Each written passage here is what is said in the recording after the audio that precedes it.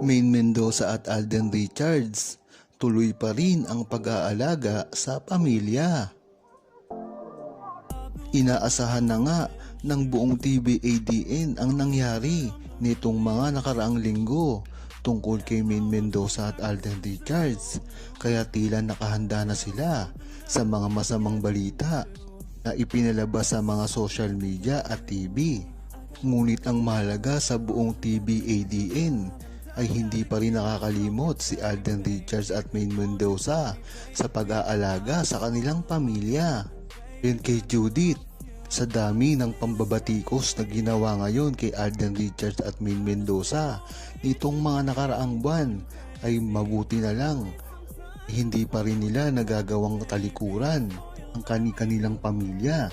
Dahil dito, masaya pa rin ang buong Aldab Nation dahil sa kabila ng mga pambatikos kay Main Mendoza at Alden Richards ay nagagawa pa rin nila ito nang walang problema.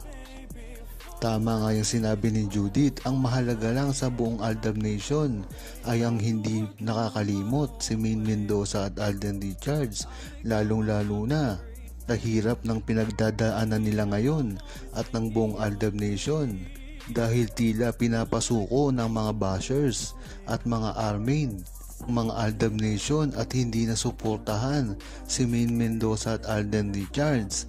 Ngunit dyan sila nagkakamali.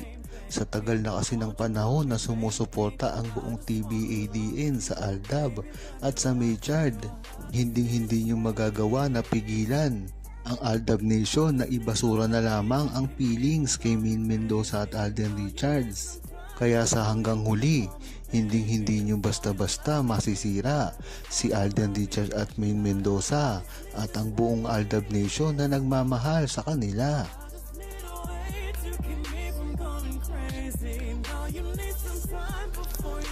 Huwag kalimutang mag-subscribe, comment at i-like ang video na ito. Thanks for watching!